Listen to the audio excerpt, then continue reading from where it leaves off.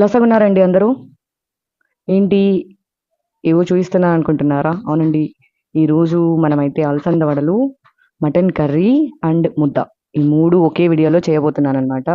So, ఇప్పుడైతే నేను అలసంద బ్యాళ్ళనమాట. అలసందలు అంటే మనకి గుగ్గుల్లాగా వస్తాయి ఉడికేసేకి అవి కాదు.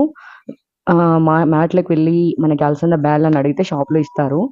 సో, అలసంద బ్యాళ్ళు హాఫ్ కేజీ తీసుకొని బాగా కడిగి ఒక 1 అవర్ అయితే నానబెడుతున్నాననమాట. ఇదిగోండి ఇలా. ఎంత బాగున్నాయి చూడండి. అవి అలా తెల్లగా ఉండేటివి తీసుకొని మనం ఒక హాఫ్ కేజీ నానబెట్టేసేయాలి. అలాగే ముద్దకి కూడా నేను ఈ గిన్నెలో ఒక గ్లాసు రైస్ వేసేసి నానబెడుతున్నాను. ఒకేసారి అలసంద వడలకి, ముద్దకి ఒకేసారి నానబెట్టేసి ఇప్పుడైతే మనము మటన్ కర్రీలోకి వెళ్ళిపోదాం. సరేనా? ఇప్పుడైతే 1 ½ కేజీ మటన్ తీసుకున్నాను. ఇదైతే కుక్కర్‌లోకి వేసి బాగా క్లీన్ చేసుకొని, తర్వాత కొంచెం వాటర్ ఏసుకోవాలి. అలాగే కొంచెం కల్లుప్పు అంటే రాళ్ళుప్పండి. అది వేసుకున్నాక కొంచెం పసుపేసుకోవాలి. ఇలా పసుపేసుకొని అంతా కలుపుకొని ఒక 3 విజిల్లొచ్చే వరకు మనం గ్యాస్ మీద పెట్టుకోవాలనమాట. తర్వాత మసాలా ఏం వేసుకోవాలో చూపిస్తాను. కట్ చేసిన ఒక ఆనియను, 2 టమోటా, ఒక వెల్లుల్లి, తర్వాత కొంచెం కొబ్బరి, అల్లం కొంచెం, తర్వాత చెక్క, లవంగా, కొత్తిమీర ఇవన్నీ మసాలా అయితే ఆడించుకొని పెట్టుకోవాలి. ఇప్పుడైతే మనము కుండ మీద మటన్ చేయబోతున్నాం అనమాట. ఇప్పుడైతే ఆయిల్ కొంచెం వేస్తున్నాను. చాలా తక్కువ వేసుకోండి ఆయిల్. ఎందుకంటే మటన్‌లో ఆల్రెడీ కొవ్వు ఉంటుంది కాబట్టి తక్కువ వేసుకోవాలి. తర్వాత తగినంత అంటే కొంచెం ఆవాలు వేసుకోండి. అలాగే జీలకర్ర కొంచెం, తర్వాత కరివేపాకు కొంచెం. ఆవాలు వేసుకుంటారు, కరివేపాకు వేస్తారు. జీలకర్ర కొంతమందికి ఇష్టం లేని వరకు స్కిప్ చేసుకోవచ్చు. తర్వాత ఇది కొంచెం బాగా వేడెక్కగానే మనము మసాలా అయితే రుబ్బి పెట్టాం కదండీ! అది కొంచెం వేసి బాగా కలుపుకొని కొంచెం కలర్ చేంజ్ అయ్యేంత వరకు అలాగే పెట్టేసేయాలనమాట. అంత లోపల మనము ముద్దకి రెడీ చేద్దాం. ఇప్పుడు ముద్దకైతే స్టార్ట్ చేస్తున్నాను. సో, ఇందులోకి కొంచెం రాళ్ళుప్పు వేస్తున్నాననమాట. ఉప్పు వేసుకుంటే ముద్ద తినడానికి చాలా టేస్టీగా ఉంటుంది. ఈ మటన్ మసాలాలోకి మనం చిటికెడు పసుపేస్తున్నాను. ఎందుకంటే ఆల్రెడీ పసుపేసాను కాబట్టి చిటికెడు పసుపు, అలాగే ఒక స్పూన్ ధనియాల పొడి వేస్తున్నాను. ఇది మసాలాలకి మనము ధనియాల పొడి, కారం పొడి, పసుపు, ఉప్పు ఇవి మీరు మామూలుగా ఎలా వేసుకుంటారో అన్నీ సేమ్ అందాజుతో వేసుకోండి. అప్పుడే కూర టేస్టీగా ఉంటుంది. నేను చెప్పినంతే వెయ్యకండి. ఎందుకంటే మాకు కారం కొంచెం తక్కువ కాబట్టి తక్కువగా వేశాననమాట. సో, ఈ మసాలాకి అన్నీ మనం వేసేసుకొని బాగా కలుపుకొని కలర్ కొంచెం గోల్డెన్ కలర్ లాగా వచ్చేంత వరకు ఉడికించుకోవాలనమాట మసాలా. తర్వాత దోరగా ఏగాక అలాగే చిటికెడు సాల్ట్ ఏస్తున్నానండి. ఎందుకంటే మనం మటన్ కుక్కర్‌లో ఉడికించేటప్పుడు రాళ్ళుప్పేసాం కదండీ! ఇప్పుడు మసాలా కోసం కొంచెం ఒక స్పూన్ అలా నేను నైస్ ఉప్పేసాను. మీరు కూడా అలాగే వేసుకోండి. తర్వాత మనము పక్కన కుక్కర్‌లో ఉడికించిన మటన్ ముక్కలనైతే ఇలా తీసుకొని కుండలోకి వేసేసుకోవాలనమాట. ఎందుకంటే ముక్కలకి మసాలా బాగా అంటుకోవాలి. అందుకని నీళ్ళలో నుంచి మటన్‌ని సెపరేట్ చేసి కుండలోకి వేసుకొని బాగా కలుపుకొని మటన్ ముక్కలు బాగా మసాలా అంటుకోవాలండి. అంతవరకు కొద్దిసేపు అలాగే కుండలో ఉంచండి. కొంచెం గోల్డెన్ కలర్‌తో ఆయిల్ పైకొస్తుంది. చూడండి కావాలంటే. ఆయిల్ కొంచెం పైకి రాగానే మనము ఉడికించుకున్నాం కదండీ మటన్ నీళ్ళు.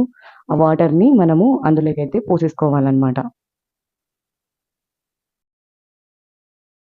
ఇప్పుడు ఒకసారి మనము మటన్ ముక్కలు, మసాలా, ఈ వాటరు అన్నీ బాగా కలిసేంత వరకు బాగా కలుపుకొని, ఉప్పు, కారం అన్నీ సరిపోయాయని ఒకసారి చూసుకొని, కాసేపయితే అలాగే పెట్టేద్దాము. ఇప్పుడైతే మనము ముక్క ఉడికిందా లేదా అనేసి చూద్దామండి. ఆల్రెడీ కుక్కర్‌లో వేసాం కాబట్టి ఉడికింటది. కానీ ఒకసారి చూద్దామనేసి చూస్తున్నాను. సో, ముక్క అయితే బాగా ఉడికింది.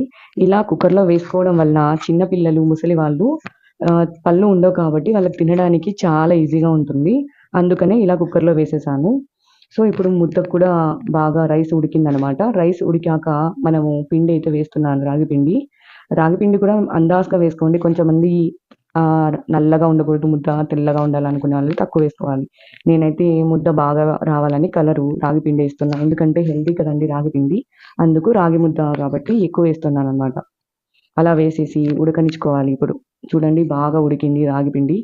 అలా రాగిపిండి కొంచెం బాగా ఉడికితేనే మనకి ముద్ద అనేది జిగట అంటే బంక బంక అనేది రాకోకుండా ముట్టుకున్నప్పుడు ముద్ద చేతికి కూడా అంటుకోకుండా ఉంటుందనమాట. సో, రాగిపిండినైతే బాగా ఉడికించుకోండి. ఇలా ముద్దనైతే గెలుక్కుంటున్నాం. మేమైతే ఇలానే అంటామండి. మీరేమంటారో ఒకసారి కామెంట్ చేయండి. ఇప్పుడు కొంతమంది చాలామంది నీళ్ళగా అయిపోయిందని ముద్ద చాలా అయ్యయ్యో! వేస్ట్ అయిపోతుంది అనుకుంటారు. అలా ఏం కాదండి. అలా నీళ్ళగా అయినా కూడా మనము సెపరేట్‌గా రాగి పిండి వేసి బాగా కలుపుకొని కాసేపయితే ఇలా హీట్ చేసుకోవాలనమాట. అప్పుడు మనకి ముద్ద అనేది గట్టిగా అవుతుంది. సో, వేడి వేడి ముద్ద అయితే రెడీ అయింది. చూడండి. ఇలా ప్లేట్‌లోకి వేసేసి బాగా రౌండ్ చేసేసి హాట్ బాక్స్‌లో అయితే పెట్టేస్తే మనకి అలాగే ఉంటదనమాట రాగి ముద్ద హాట్‌గా. ఇలా రాగి ముద్దలైతే రెడీ అయిపోయాయి. సో, ఇప్పుడు మనము అలసంద వడలకైతే రెడీ చేసుకుంటున్నామనమాట. మిక్సీకి వేయకోకుండా అమ్మ గ్రైండర్‌కేయమనింది. ఇలా కట్ చేసిన ఆనియను, పచ్చిమిర్చి, పుదీనా, కొత్తిమీర అంతేనండి. ఈ 4 ఫస్ట్ గ్రైండర్‌లో అయితే వేయమనింది. ఎందుకంటే అమ్మ పని మీద ఉందనేసి ఫస్ట్ మీరు పిండి రెడీ చేయమనింది. అందుకని ఇలా ఆనియను, కొత్తిమీర, పచ్చిమిర్చి, పుదీనా, కొంచెం సాల్ట్ ఇవన్నీ వేసి కొంచెం కచ్చాపచ్చా అవ్వగానే మనము అలసంద బ్యాళ్ళు నానబెట్టుకున్నాం కదండీ 1 అవరు. ఆ బ్యాళ్ళయితే వాటర్ అంతా వంచేసి అంటే ఉద్దిపప్పు ఎలా వేసుకుంటామండి సేమ్ అలాగే. వాటర్ అయితే ఉండకూడదు. వాటర్ లేకుండా వంచేసి ఇలా గ్రైండ్ అయితే చేసుకోవాలి. తర్వాత ఎక్కువ నున్నగా ఆడించుకోకండి. కొంచెం దరకగా వేసుకోండి. అప్పుడు తినడానికి వడ చాలా టేస్టీగా ఉంటుందనమాట. అది కూడా అమ్మ చెప్పిందండి. ఇలా పిండి కొంచెం బాగా అవ్వగానే మనమైతే తీసేసుకొని అది నురగ వస్తుందండి. ఇది వడ పిండి. నాకు కూడా తెలీదు. అమ్మ చెప్పింది. అప్పుడప్పుడు అలాగే గ్రైండర్‌లో తీసి వెంటనే అయితే వడ వేయాలంట. అలాగే టేస్టీగా కూడా ఉంటుందండి. అప్పుడప్పుడు అలా తీసి వేస్తే. ఇందులోకి అమ్మ కొంచెం సోడా పొడేసింది. అలాగే సాల్ట్ ఏసాం మనము. కానీ కొంచెం తక్కువుందని మళ్ళీ కొంచెం సాల్ట్ అయితే వేస్తుంది. అమ్మ అమ్మ వడ ఏస్తే చాలా బావుంటది. అందుకని అమ్మతోనే చేయిస్తున్నాను. సో, చూసారు కదా! పిండి చూడండి ఎంత నురగగా ఉందో. అలా ఉన్నప్పుడే వేడిగా వేయాలంట. ఇప్పుడైతే అమ్మ వడ వేస్తోంది. మనం ఉద్ది వడ ఎలా వేస్తామో సేమ్ అలసంద వడలు కూడా అలాగే అండి. ఒక కవర్ తీసుకొని అలా హోల్ పెట్టేసి మధ్యలో ఇప్పుడైతే నూనెలోకి వేస్తోంది. సో, వేడిగా అలసంద వడ, ముద్ద, మటన్ కర్రీ అయితే మనకి రెడీ అవుతున్నాయి. సో, తిని మా మరిది గారైతే వీటిని టేస్ట్ చేయబోతున్నారనమాట. ఆయన టేస్ట్ చేసి ఎలా ఉందో చెప్తారు. సో, అంతకన్నా ముందు ఈ వడలు వేయించుకునేటప్పుడు కొంచెం గోల్డెన్ కలర్ వచ్చేంత వరకు వేయించుకోండంటండి. ఎందుకంటే మధ్యలోనే పిండి ఉంటుంది కదా! సో, అందుకు చిన్న మంట మీద గోల్డెన్ కలర్ వచ్చేంత వరకు వేయించుకోవాలి. కొంచెం ఓపికుండాలండి ఇలాంటివి చేసుకొని తినాలంటే. కానీ చాలా హెల్తీ అండ్ మనకు కూడా ఇంట్లో ఫుడ్ కదండీ! చాలా మంచిదనేసి చెప్తున్నాను. సో, ఈ వీడియో మీకు నచ్చితే ఒకసారి లైక్ చేయండి, షేర్ చేయండి, సబ్స్క్రైబ్ చేయండి. అలాగే మొదటిసారిగా నా వీడియో చూస్తుంటే ప్లీజ్ సబ్స్క్రైబ్ అయితే చేసుకోండి. ఇప్పుడు చూసారు కదా! వడలు ఎంత బాగున్నాయో గోల్డెన్ కలర్‌లో. చూడ్డానికే కాదండి తినడానికి కూడా చాలా టేస్టీగా ఉంటాయి. సో, ఒకసారి మీరు కూడా ట్రై చేయండి. ఎలా ఉందో కామెంట్ అయితే చేయండి. సరేనా?